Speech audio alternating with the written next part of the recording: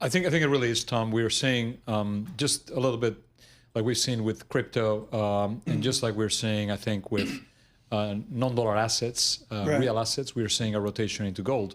I would say there's been a couple defining moments in gold. Obviously, '08 with the financial crisis was a big defining moment where central banks suddenly went from net sellers to net buyers.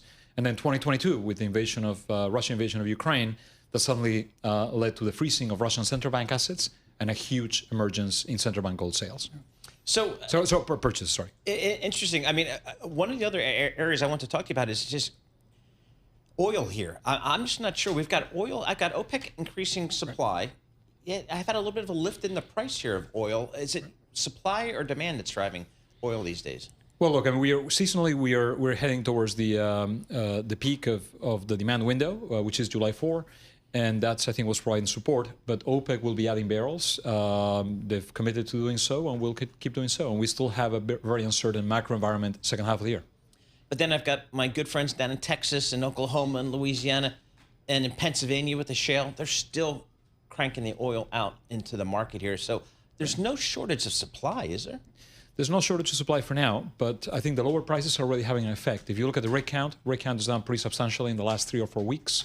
Not only because prices are lower, but also because tariffs are making producing oil more expensive. Remember, oil is still in the ground, and margins are getting thinner. That's why the rig count and drilling activity is falling now. So from your perspective, looking at global macro, how do you factor in all this tariff and the uncertainty of the tariffs and the back and forth? And are they 100%? Are they 50%? Are they 10% across the board? How does that impact your world?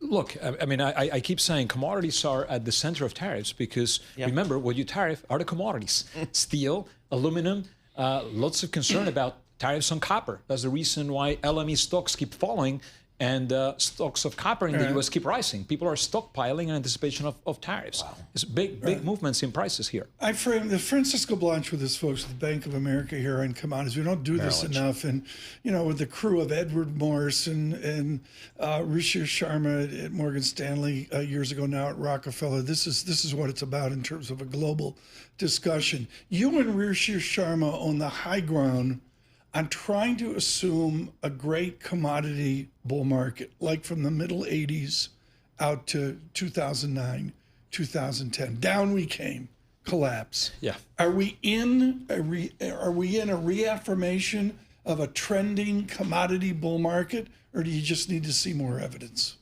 I think you need to see a little more evidence, but remember, we've actually seen generally commodity prices falling cyclically, driven by oil.